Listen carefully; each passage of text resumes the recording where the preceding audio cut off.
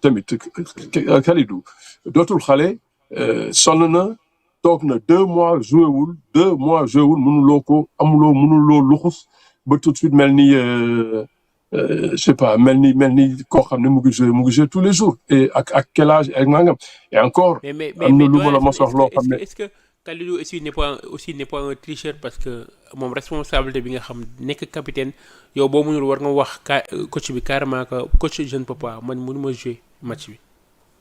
Bon, tricheur, je ne pense pas. Il a été toujours présent, il a été toujours là, que muy dem di tricher yaakaaruma ko mais dafa mënatul surtout ci instant tey bi fi mu toll nii tey jóge ci 2 mois de blessure amoo sax compétition bu la mën a jëloo si nga ñëw yaa ngi que les préparations et les matchs d'entraînement loolu mënul doy pour moom pour âge am pour niveau pour intensité bi coupe du monde laaj loolu c'est pas parce que dafa tricher mais il en a plus les moyens su amatul moyen nag c'est pas trop de sa faute benn yoon une première période contre la France gis nañ ko deuxième période nga sombré loolu Pape waroon na ci am lu mu jàngat ne attention kii kat affaire bi war na luur ci moom ba su dellu suwaatee ci ki nga xam ne moo gën a naqaree défendre ci àdduna muy Haaland donc andil Koulibaly boo xam ne li ko manqué bëri na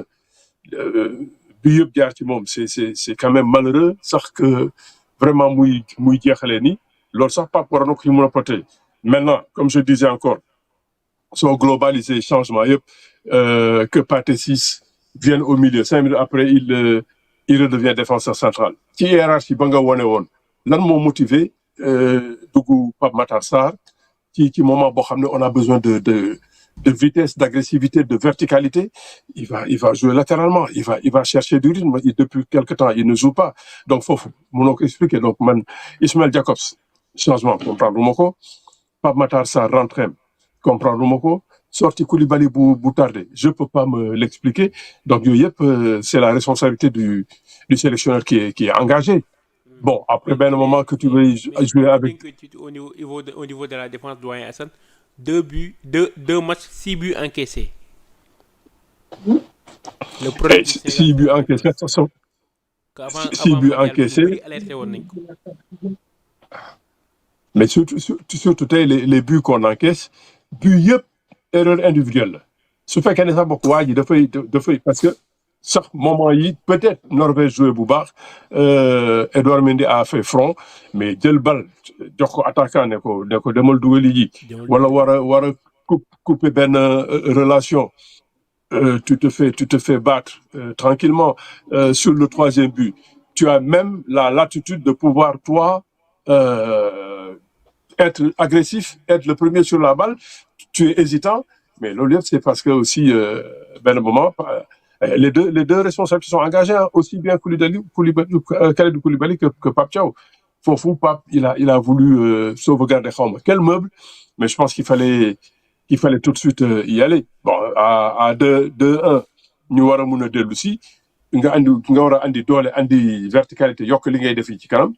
Mais après là les changements j'ai pas compris.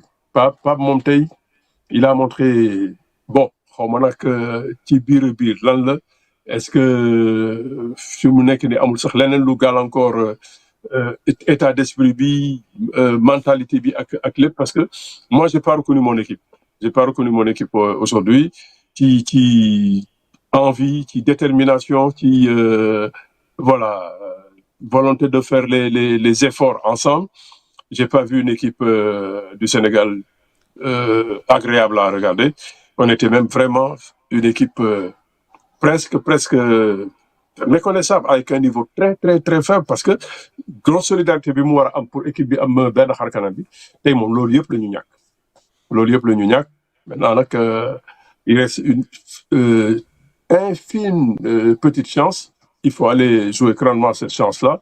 Ça permettra peut-être de chercher d'autres certitudes et peut-être on verra bien. Comme il y a 8 meilleurs troisièmes qui vont se qualifier, en attendant, on n'a pas de victoire, on est 12e meilleur troisième, peut-être avec une bonne victoire, on peut remonter dans les 6, 7 et voire 8e pour continuer qui compétition. Mais qu'est-ce qu'on peut retenir de cette défaite amère contre la Norvège? Ah, comme je t'ai dit à l'entame, on doit tirer beaucoup d'enseignements. Défaite bi moom daf ñu dellu aussi ci beneen niveau. Ça a montré que ban keroog bi ma ne j'étais rassuré ci première période contre France parce qu'on a montré qu'on avait le niveau du mondial. Tey moom on a montré qu'on est très loin du niveau de cette compétition. Il y a eu des manquements collectifs, individuels. Lépp soo ko cumulé.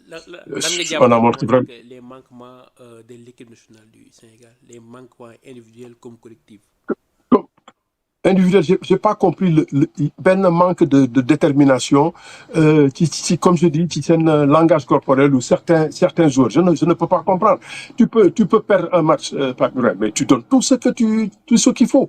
Comme je dis, Nicolas Jackson pressing gagné jiwul benn duel ci kaw en première période il était un peu dans la dilettante course yi yéex na la muy def c'est presque loo xam ne mënoo xam vraiment kii lan lay joué tey nga ñëw comme je dis des balles faciles faire une passe toucher un partenaire Crépin il est pas en mesure de faire le strict minimum. Lamine Camara il s'est époumoné sans être aussi lui efficace avec le ballon. Sadio pendant 45 minutes on l'a aperçu une seule fois. Loolu yëpp dafa bëri boo ko boole ça veut dire que collectivement l'équipe a montré une grosse faiblesse boo xam ne à mon avis man sax notre niveau est remis en question. On était une belle machine à la CAN mais entre la CAN ak maintenant on a complètement régressé. La preuve gis naa classement FIFA tey génn na on est mal classé. Et aussi c'est la première fois Sénégal si histoire Coupe du Monde muy ñàkk li nga xamante ni moom mooy deuxième match am en 2002 2018 2022 2026 c'est la première fois Sénégal di tegle 2 défaites ci Coupe du Monde.